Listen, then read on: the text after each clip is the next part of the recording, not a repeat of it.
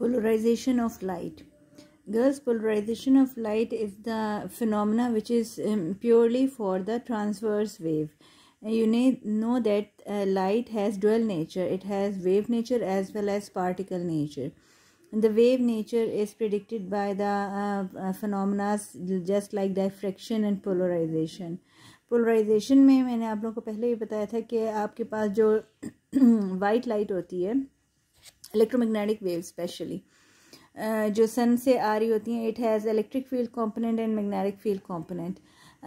तो चूँकि इनके दो फील्ड कंपोनेंट्स होते हैं which are at right angle to each other, तो ये जब मूव करके आ रही होती हैं they are transverse characteristics means they are actually the transverse wave. Light wave are transverse wave and sound waves are longitudinal waves.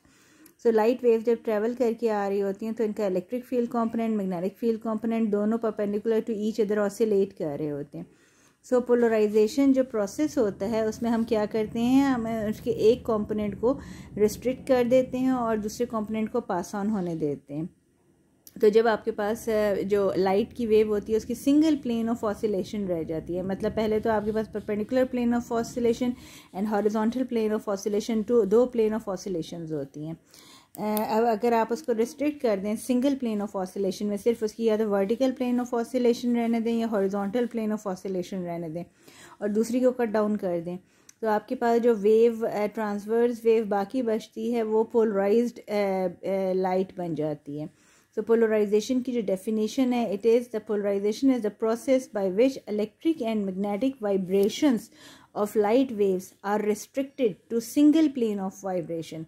यानी light जो वाइट लाइट ट्रेवल करके आ रही होती है उसकी इलेक्ट्रिक फील्ड ऑफ वाइब्रेशन और मैग्नेटिक फील्ड ऑफ वाइब्रेशन दो वाइब्रेशंस हो रही होती हैं. और फॉर एग्जांपल मैं यहाँ पे अगर ड्रॉ करूँ, ये आपका अगर प्लेन ऑफ ऑसिलेशन है आपका इलेक्ट्रिक, तो आपका मैग्नेटिक फील्ड ऑफ ऑसिलेशन हो जाएगा उसके बिल्कुल परपेंडिकुलर लाइक दिस. तो आपके एक इलेक्ट्रिक फील्ड ऑफ ऑसिलेशन होगा, एक मैग्नेटिक फील्ड ऑफ ऑसिलेशन होगा. अगर आप इसको पोलराइज्ड कर दें यानी सिर्फ और सिर्फ इलेक्ट्रिक फील्ड ऑफ ऑसिलेशन में कन्वर्ट कर दें या फिर सिर्फ और सिर्फ आप इसको मैग्नेटिक फील्ड ऑफ ऑसिलेशन में कन्वर्ट कर दें, या तो सिर्फ इलेक्ट्रिक को या सिर्फ मैग्नेटिक को, इलेक्ट्रिक और मैग्नेटिक का कॉम्बिनेशन ना रहे, या तो वर्टिकल प्लेन ऑफ ऑसिलेशन खाली बन जाए या खाली हॉरिजॉन्टल प्लेन ऑफ ऑसिलेशन बन जाए, तो आपकी जो लाइट की बीम है वो पोलराइज्ड हो जाएगी, यानी सिर्फ इलेक्ट्रिक के साथ पोलराइज्ड हो जाएगी या सिर्फ मैग्नेटिक के साथ पोलराइज्ड हो जाएगी. Polarization is a property exhibited by transverse wave only. ये पहले भी मैंने आपको क्लास में बताया था कि आपके पास जो ट्रांसवर्स वेव्स होती हैं चूँकि उसकी प्लेन ऑफ ऑसिलेशन जो होती है वो perpendicular to the direction of propagation of the wave होती है. प्रोपगेशन ऑफ द वेव होती है और पार्टिकल जो होते हैं they are oscillating perpendicular to the direction of propagation.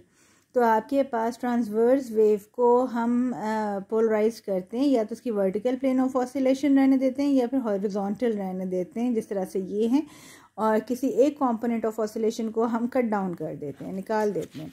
So that is known as polarized light. अब यहाँ पे एक एक्सपेरिमेंट है आपके पास ये वुडन बॉक्स है, ट्रांसवर्स वेव है, ठीक है. ये ट्रांसवर्स वेव इन स्ट्रिंग है, यहाँ से स्ट्रिंग को पकड़ा हुआ है और उसके अंदर वेव्स जनरेट की जा रही है. सबसे पहले पी वुडन ब्लॉक एक बोर्ड यहाँ पे प्लेस किया गया जिसके अंदर वर्टिकल स्लॉट्स हैं यानी वर्टिकल स्लिट्स हैं. अब ये जो आपकी ट्रांसवर्स वेव है चूँकि ये भी वर्टिकली वाइब्रेट कर रही थी तो ये वर्टिकल स्लॉट में से ईजिली पास ऑन हो जाएगी. अब वो कह रहे हैं कि अगर आप एक और वुडन बॉक्स इसी ट्रांसवर्स वेव जिसकी प्लेन ऑफ ऑसिलेशन वर्टिकल है, दोबारा वर्टिकल स्लॉट्स इसके रास्ते में आप प्लेस कर दें तो आपके पास ये ट्रांसवर्स वेव जो है इस वुडन बॉक्स की वर्टिकल स्लॉट्स में से इजीली पास हो जाएंगी. लेकिन अब अगर आप इस वुडन ब्लॉक को रोटेट कर दें, इस तरह से रोटेट कर दें कि इसकी जो वर्टिकल स्लॉट्स थी वो हॉरिजॉन्टल स्लॉट्स में कन्वर्ट हो जाएं, तो जो वर्टिकल ऑसिलेशन थी स्ट्रिंग की वो ब्लॉक हो जाएगी और आउटपुट में आपको एक स्ट्रेट स्ट्रिंग मिलेगी. उसकी रीज़न ये थी कि आपकी जो स्ट्रिंग के पार्टिकल्स थे वो तो वर्टिकली वाइब्रेट कर रहे थे, उनकी प्लेन ऑफ ऑसिलेशन जो थी वो वर्टिकल थी. लेकिन जब आपने उसके आगे इस तरह का फ़िल्टर या इस तरह का बॉक्स रखा जिसकी जो स्लॉट्स थी वो हॉरिजॉन्टल थी, तो हॉरिजॉन्टल स्लॉट्स ने वर्टिकल प्लेन ऑफ ऑसिलेशन को ब्लॉक कर लिया और आउटपुट में आपको एक स्ट्रेट स्ट्रिंग मिलने लगी, और ये जो स्ट्रेट स्ट्रिंग थी इसने इसकी वर्टिकल ऑसिलेशंस को ब्लॉक कर लिया था। तो now this portion of the string is polarized. अच्छा, अब आपके पास ऑर्डिनरी लाइट की कुछ एक्सप्लेनेशन है कि ordinary light is not polarized. आपको मैंने बताया था कि वाइट लाइट जो होती है ऑर्डिनरी लाइट होती है और it consist of 7 colours. 7 colours corresponds to 7 wavelengths and 7 wavelengths corresponds to 7 frequencies. अब वाइट लाइट बनती कैसे? White light is emitted when an electron orbiting around the nucleus jumps from high energy level to a lower energy state. Means electron जब भी अपने higher energy level से lower energy level पे drop होता है, jump करता है, तो वो एक्स्ट्रा एनर्जी एमिट करता है in the form of photons. तो वो जो फोटॉन्स होते हैं वो पैकेट्स ऑफ लाइट होते हैं, पैकेट्स ऑफ एनर्जी होते हैं या पैकेट्स ऑफ लाइट होते हैं। सो जब भी इलेक्ट्रॉन अपने हायर एनर्जी लेवल से लोअर एनर्जी लेवल पे ट्रांजिट करता है, जंप करता है, तो वो फोटॉन्स एमिट करते हैं। और फोटॉन्स जो होते हैं वो लाइट के पैकेट्स होते हैं। तो लाइट जो एमिट हो रही होती है, चूँकि सन के ऊपर बहुत सारे एलिमेंट्स मौजूद हैं और वो डिफरेंट एलिमेंट जो है वो बड़े हायर एनर्जी के ऊपर मौजूद है, सन इज़ हॉट, तो वो तमाम एटम्स जो हैं उनके अंदर ट्रांजिशंस हो रही हैं, इलेक्ट्रॉन्स की ट्रांजिशंस हो रही हैं। तो डिफरेंट इलेक्ट्रॉन ट्रांजिट कर रहे हैं, तो उनसे डिफरेंट फोटॉन्स एमिट हो रहे हैं। वो तक ऑलमोस्ट जो वाइट लाइट होती है उसमें 7 डिफरेंट फ्रिक्वेंसीज और वेवलेंथ्स होती हैं। If transition is due to electron orbiting in a vertical plane, ठीक है, अब ये दिस लाइन इज़ इम्पॉर्टेंट कि इलेक्ट्रॉन अगर ऑर्बिट करें वर्टिकल प्लेन में लाइक दिस, ऊपर नीचे, ठीक है, इस तरह से वर्टिकल प्लेन में ऑर्बिट करें, then the light waves emitted is polarized in the vertical plane. Means अगर आपके पास इलेक्ट्रॉन्स जो हैं वो इस तरह से ऑर्बिट करें लाइक दिस, ठीक है, वो वर्टिकल प्लेन में ऑसिलेट कर रहे हैं, इस तरह से ऑसिलेट कर रहे हैं, तो उनकी जो ट्रांजिशन से फोटॉन्स एमिट होंगे, photon is a packet of energy, light का फोटॉन होता है, ठीक है। तो ये जो फोटॉन होगा ये वर्टिकली पोलराइज्ड होगा, लाइट जो एमिट होगी इसमें से वो वर्टिकली पोलराइज, क्योंकि इलेक्ट्रॉन जो ऑर्बिट कर रहा था वो वर्टिकल सर्कल में ऑसिलेट कर रहा था, vertical plane. But if the transition is due to an electron orbiting in horizontal orbit, horizontal means इस तरह से, अगर वो हॉरिजॉन्टल ऑर्बिट में इलेक्ट्रॉन रिवॉल्व कर रहा है, then the light wave emitted from source then the light wave emitted is polarized in the horizontal plane, ठीक। तो इसकी ट्रांजिशन से जो आपके पास फोटॉन एमिट होगा, वो फोटॉन जो होगा वो हॉरिजॉन्टली पोलराइज्ड होगा, हॉरिजॉन्टल प्लेन, हॉरिजॉन्टल उसकी प्लेन ऑफ ऑसिलेशन होगी उस फोटॉन की। The light waves emitted from a source such as candle flame or a filament of a bulb or the sun is non-polarized। ये sources हैं आपके पास जिनसे जो लाइट एमिट हो रही होती है वो पोलराइज नहीं होती। सन हो गया आपका, जो ये येलो कलर का बल्ब होता है, और इसके अलावा आपकी कैंडल होती है, येलो कैंडल, ठीक है। इन सब से जो आपके पास लाइट एमिट हो रही होती है वो नॉन पोलराइज्ड होती है। दिस इज़ बिकॉज, ये अब आपका शॉर्ट क्वेश्चन आ रहा है कि आपके पास इन तीनों सोर्सेज से जो लाइट एमिट होती है नॉन पोलराइज्ड क्यों होती है? Because the light waves are from different atoms whose electrons experiencing the transition in different plane in all directions, ठीक है। एक तो इन सोर्सेज के पास जैसे सन ही हो गया, डिफरेंट एटम्स होते हैं, डिफरेंट एलिमेंट्स के एटम्स होते हैं, उनसे इसके बाद जो इलेक्ट्रॉन्स ट्रांजिट करते हैं डिफरेंट प्लेन्स में, वो ट्रांजिट करते हैं, यानी वो वर्टिकली भी ऑसिलेट कर रहे होते हैं और हॉरिजॉन्टली भी ऑसिलेट कर रहे होते हैं। तो अगर वो वर्टिकली इलेक्ट्रॉन ऑसिलेट कर रहे हैं तो उनसे जो फोटॉन एमिट होंगे वो वर्टिकली पोलराइज्ड होंगे, और अगर वो हॉरिजॉन्टली इलेक्ट्रॉन्स ऑसिलेट कर रहे हैं तो उनसे जो इलेक्ट्रॉन जो फोटॉन्स एमिट होंगे, जो लाइट वेव्स एमिट होंगी, वो हॉरिजॉन्टली पोलराइज्ड होंगी। अच्छा, अब आगे ये देखें, ये आपके पास एक बल्ब आ रहा है, इस बल्ब से जो लाइट एमिट हो रही है, देखें इसके ये ब्लू कलर के आपके पास for example electric field components हैं, और जो ग्रीन कलर के ये मैग्नेटिक फील्ड कंपोनेंट्स हैं। और ये इलेक्ट्रिक फील्ड कंपोनेंट और मैग्नेटिक फील्ड कंपोनेंट्स जो हैं आपस में 90 डिग्रीज पे ऑसिलेट कर रहे हैं। इनकी हॉरिजॉन्टल, इलेक्ट्रिक फील्ड की हॉरिजॉन्टल प्लेन ऑफ ऑसिलेशन है, जबकि मैग्नेटिक फील्ड की वर्टिकल सीधी खड़ी हुई वर्टिकल प्लेन ऑफ ऑसिलेशंस हैं। अब क्या हुआ, यहाँ पे उन्होंने ये फ़िल्टर लगाया हुआ, ये लंबी लंबी जो आपको ये वर्टिकल लाइंस नज़र आ रही हैं, ये फ़िल्टर्स होते हैं, ये पोलराइड्स होते हैं, ठीक है, पोलराइड्स की फ़िल्टर्स हैं।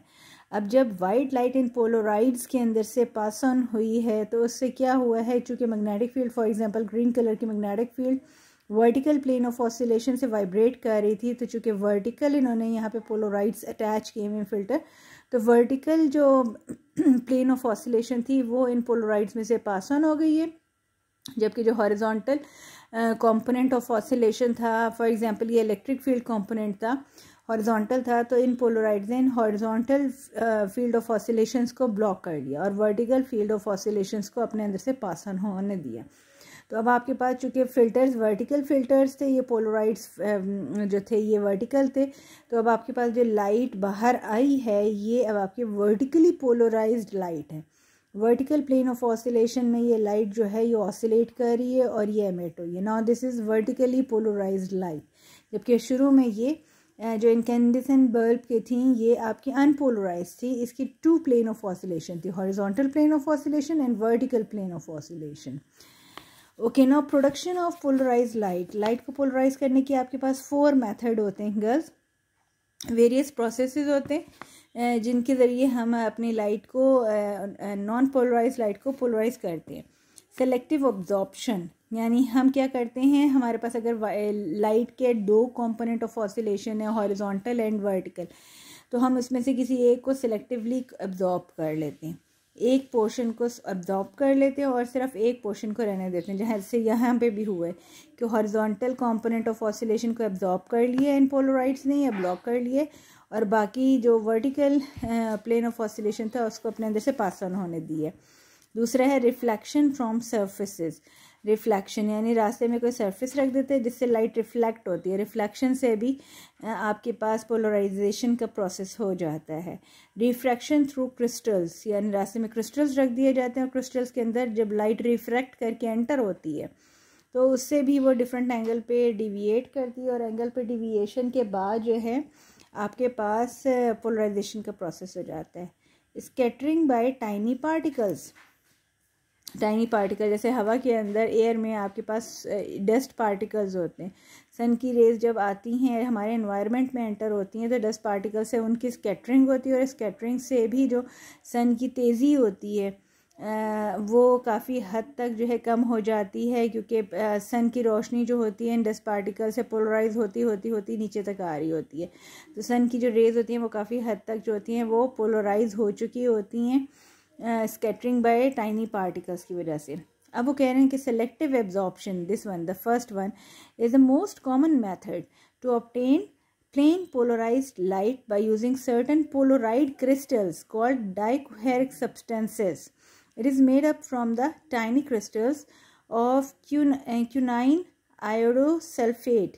Such a crystal has property to transmit all the vibration parallel to its crystallographic axis while absorb all the remaining vibrations.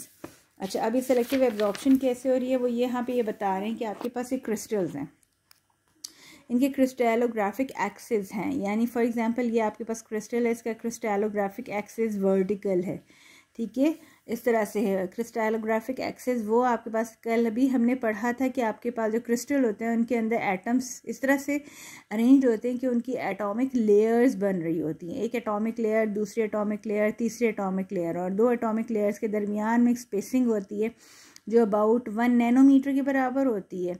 1 nanometre is 10⁻⁹ metre, इतनी कम होती है, और इतनी कम स्पेसिंग में से सिर्फ एक्सरेज पास हो सकती हैं, क्योंकि एक्सरेज भी आपकी 10⁻10 मीटर की होती हैं। तो वो तकरीबन इन 2 एटॉमिक लेयर्स के दरमियान जो स्पेसिंग होती है वो स्पेसिंग और एक्सरेज का जो साइज़ होता है वो एक दूसरे के साथ मैच करता होता है, कंपेरेबल टू ईच अदर होता है। दैट्स वाई जो क्रिस्टल्स का इनर एटॉमिक जो स्ट्रक्चर है उसको स्टडी करने के लिए एक्सरेज यूज़ की जाती हैं। अब यहाँ पे वो बता रहे हैं कि आपके पास जो क्रिस्टल है इसका क्रिस्टलोग्राफिक एक्सिस जो है वो फॉर एग्जांपल वर्टिकल है, यानी एटॉमिक लेयर्स जो हैं these are vertical to each other, और इन लेयर्स के दरमियान में जो स्पेस है उसके अंदर से आपकी जो ये लाइट है जो शुरू में अनपोलराइज थी, अनपोलराइज लाइट का ये साइन होता है, एक फ्लावर सा बना हुआ होता है, यानी इसके vertical plane of oscillation, horizontal plane of oscillation and 45 degrees पे भी प्लेन ऑफ ऑसिलेशंस होते हैं। This is an unpolarized light sign.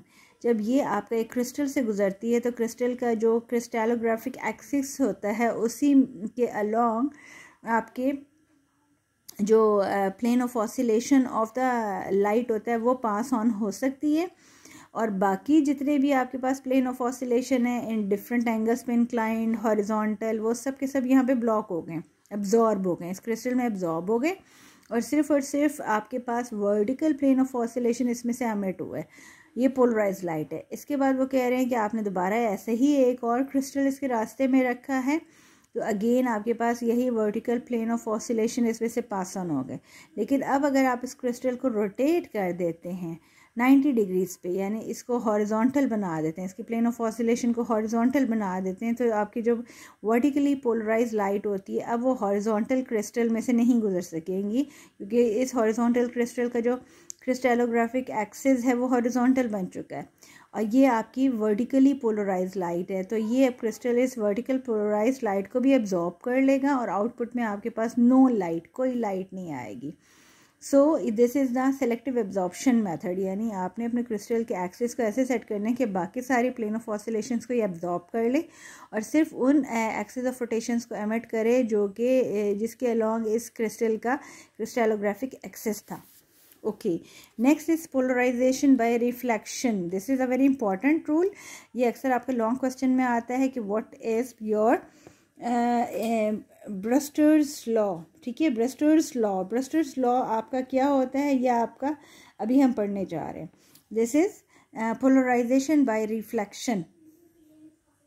अच्छा, अब यहाँ पे वो कह रहे हैं when unpolarised light falls on glass and water etcetera, the reflected light is in general partially plane polarized, but a certain angle of incidence called polarizing angle, this is important, एक ख़ास एंगल से light incident होती है glass के ऊपर या water पे, और वो जो एंगल ऑफ इंसिडेंस होता है उसे कहते हैं क्या, पोलराइजिंग एंगल। पोलराइजिंग एंगल पे जब वो लाइट गिरती है then the polarization is complete. Reflection, incidence होने के बाद, पोलराइजिंग एंगल से इंसिडेंस होने के बाद जब लाइट रिफ्लेक्ट होती है तो वो कंप्लीटली पोलराइज्ड हुई होती है। At this angle, the reflected ray and the refracted ray in transmitted medium are found to be at right angle to each other. मतलब पोलराइजिंग एंगल से जब लाइट इंसिडेंट होती है किसी वाटर सरफेस पे या ग्लास सरफेस पे, तो जो अंदर ग्लास में या वाटर में लाइट रिफ्रैक्ट होती है और जो ऊपर से रिफ्लेक्ट हो जाती हैं वो रिफ्लेक्टेड और अंदर वाली रिफ्रैक्टेड में एंगल आपस में 90 डिग्रीज बनना चाहिए। This line is also very important कि पोलराइजिंग एंगल पे जब लाइट रिफ्लेक्ट होती है वो कम्प्लीटली पोलराइज्ड होती है, लेकिन जब वो रिफ्लेक्ट होती है तो कुछ लाइट का पोर्शन अंदर रिफ्रैक्ट भी हो जाता है। तो रिफ्रैक्टेड रे और बाहर से जो रिफ्लेक्ट हो रही होती है वो, उन दोनों में एंगल 90 डिग्री होना बड़ा मस्ट है। The vibrations in the reflected ray are parallel to the surface. Okay, now we are applying the Snell's law. Snell's law हम अप्लाई करने जा रहे हैं। सबसे पहले इस फिगर को समझें। देखिए, ये आपकी अनपोलराइज्ड लाइट आ रही है, ये मीडियम वन है। मीडियम वन का मतलब ये एयर में से पास ऑन हो रही है। This is air and this is for example glass, ये ग्लास के अंदर एंटर होगी। अच्छा, अब आपके पास क्या चीज़ आ रही है, आपके पास, हाँ ठीक है, ये दिस इज ग्लास। ग्लास का रिफ्रैक्टिव इंडेक्स होता है 1.55 और जो एयर होती है उसका रिफ्रैक्टिव इंडेक्स होता है 1। अब यहाँ पे जो अनपोलराइज लाइट है वो इंसिडेंट हुई है ग्लास पे, किस एंगल पे, पोलराइजिंग एंगल पे, IP. IP is a polarizing angle. ये पोलराइजिंग एंगल पे इंसिडेंट हुई है और according to angle of reflection polarizing angle पे ही ये रिफ्लेक्ट हो गई है, लेकिन बाकी हाफ पोर्शन इसका ग्लास में अंदर रिफ्रैक्ट भी हुआ है। This is angle of refraction. ये नॉर्मल है, नॉर्मल के साथ इसने एंगल ऑफ रिफ्रैक्शन बनाया, ये अंदर वो भी हो गई है, ट्रांसमिट भी हो गई है। और यहाँ देखें, जब लाइट पोलराइजिंग एंगल पे इंसिडेंट होती है ग्लास के ऊपर, तो जो रिफ्रैक्टेड रे है और रिफ्लेक्टेड रे है उसके दरमियान एंगल कितना बन रहा है, 90 डिग्री। ठीक। तो this is very important property कि जब आपकी पोलराइजिंग एंगल पे लाइट इंसिडेंट होती है सेकंड मीडियम पे, तो जो रिफ्लेक्टेड रे होती है और जो रिफ्रैक्टेड रे होती है, इन दोनों के दरमियान 90 डिग्रीज एंगल बनना मस्ट है। अच्छा, जब ये 90 डिग्री एंगल बनता है तो जो रिफ्लेक्टेड रे होती है, इसमें अब आपको देखें कि डॉट डॉट डॉट नज़र आ रहे हैं। डॉट का मतलब है कि प्लेन ऑफ ऑसिलेशन जो है ना, वो इस बाउंड्री के पैरेलल हो गई है। ये जो बाउंड्री थी, अब पैरेलल का मतलब ये है कि बिल्कुल इस तरह से ये बाहर की तरफ, ये बाहर की तरफ निकल रही है। डॉट मीन्स जिस तरह मैं अगर ये पेन को पकड़ूं तो पेन की टिप ऊपर की तरफ आती है। पेन की टिप जो है ये एक डॉट है, ये ऊपर की तरफ आती है। तो जो प्लेन ऑफ ऑसिलेशन है वो इस तरह से नहीं है, बल्कि वो बाहर की तरफ, टिप बाहर की तरफ आ रही है। सर टिप बाहर की तरफ, टिप बाहर की तरफ, टिप बाहर की तरफ, इस तरह से ये आपके पास जो प्लेन ऑफ ऑसिलेशन बन रही हैं वो इस पेपर के अलोंग बन रही हैं। इस तरह से अलोंग बन रही हैं, अलोंग बन रही हैं। ओके, अब हमने क्या करना है, स्नेल्स लॉ अप्लाई करना है। देखिए, अगर आप इस साइड की देखें सिर्फ, तो आपके पास अगर मैं इसको ड्रॉ करना शुरू करूँ तो this is angle I P, this is angle 90 and this is angle of refraction. तो ये जो मेरा बॉल पेन का सर्कल बना है, ये पूरा का पूरा कितना बना है नॉर्मल के साथ, ये 180 डिग्री बने। तो इस पूरे 180 डिग्री में 3 एंगल्स हैं, एक आई पी है, एक 90 है और एक रिफ्रैक्टेड एंगल है। तो यहाँ पे वो कह रहे हैं रिफ्रैक्टिव एंगल 90 डिग्री और एंगल ऑफ पोलराइजिंग एंगल, इन तीनों का अगर आप ऐड करें तो 180 डिग्रीज बनता है।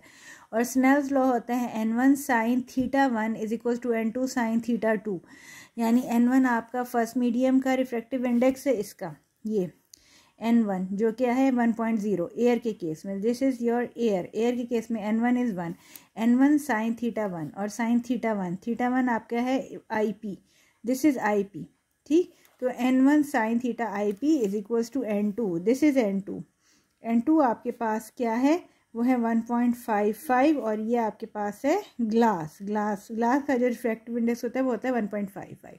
तो n2 sine of refracted and n1 sine of theta I P, ये आपका एयर के केस में एयर का पोर्शन है और ये ग्लास का पोर्शन है। अच्छा, अब आपने क्या किया कि आपने इन तीनों एंगल्स को ऐड अप किया जो कि 180 डिग्रीज के इक्वल हुए। सो खाली रिफ्रैक्टेड एंगल क्या बनेगा, 90 degree 180 minus 90 degree minus I P, यानी कि ये दोनों चीज़ें जो हैं 180 के साथ इस साइड पे आएंगी तो आपके पास 90 डिग्री माइनस आई पी रह जाएगा। So angle of refraction is 90 degree minus I P. ये वैल्यू उठा के आप यहाँ पे पुट कर दें आर की जगह पे। तो आर की जगह पे जब ये आप एंगल पुट करेंगी, n1 sine I P is equal to n2 sine of, यहाँ पे आपके पास आर रिफ्रैक्टिव आर की वैल्यू है 90 डिग्री माइनस आई पी, ये पुट कर दें। अच्छा, अब इसके ऊपर आपने अपना पूरा फार्मूला अप्लाई करना है, sine 90 minus sine I P. मैं ये ओपन करके आपको बता देती हूँ, sine 90 minus I P, this thing is equals to sine 90 cos of I P minus cos of 90 और साइन ऑफ आई पी, ठीक है। ये और ये, अब लेकिन जो कॉस ऑफ 90 होता है, कॉस ऑफ 90 तो बिल्कुल ज़ीरो हो जाता है और zero sign of I P से मल्टीप्लाई होगा, ज़ीरो हो जाएगा। साइन ऑफ 90 1 के इक्वल होता है और कॉज ऑफ आई पी तो कॉज ऑफ आई पी रहेगा। तो 1 को जब कॉज ऑफ आई पी से मल्टीप्लाई करेंगे तो सिर्फ कॉज ऑफ आई पी रह जाएगा। सो यहाँ पे कॉज ऑफ आई पी आ गया, इस फार्मूले को जब ओपन किया तो कॉज ऑफ आई पी आ गया। और इसके बाद आपने क्या किया, n1 डिवाइडेड, ये अब आपने इस n1 को n2 से नीचे डिवाइड किया, तो n2 by n1 is sine of I P over cos of I P, cross multiplication असल में की है, तो वो ये आ गया। अच्छा, अब इसमें n2 by n1 is your sine of I P over cos of I P, sine of I P over cos of I P आपका टेंजेंट आई पी के इक्वल होता है। अच्छा, अब आपने क्या करना है, इसके अंदर वैल्यूज पुट करनी है। देखिए, n2 by n1 is your tangent I P, और टेंजेंट आई पी आपके पास क्या होगा, n2 की वैल्यू मैंने अभी आपको बताई थी, refractive index of glass is your 1.55 and refractive index of air is your 1.0। तो आपने ये n2 बाई n1 की वैल्यूज पुट किए, डिवाइड किए और tan इन्वर्स लिया है, तो आई पी की वैल्यू आ गई 57 डिग्रीज। मीन्स 57 डिग्रीज आपका पोलराइजिंग एंगल होता है। इतने एंगल पे अगर लाइट बाहर से ग्लास के ऊपर कितने एंगल पे 57 डिग्रीज पे इंसिडेंट हो तो वो पार्शली रिफ्रैक्ट हो जाती है और पार्शली रिफ्लेक्ट हो जाती है। और ये जो आपके पास रिफ्लेक्टेड रे होती है, ये अब आपके पास कंप्लीटली पोलराइज लाइट होती है। This reflected ray is completely polarise light. ये पोलराइजेशन यहाँ पे हो जाता है। So this is known as Brewster's law. Brewster's law ये है कि आपके पास when light, white light which is unpolarized, it is incident at a polarizing angle of 57 degrees, then the reflected ray and the refracted ray start making angle 90 degree with each other, and the reflected ray is now completely polarized, plane polarized, and its plane of polarization is along the plane of the boundary की plane के along इसके plane of polarization बन जाती है।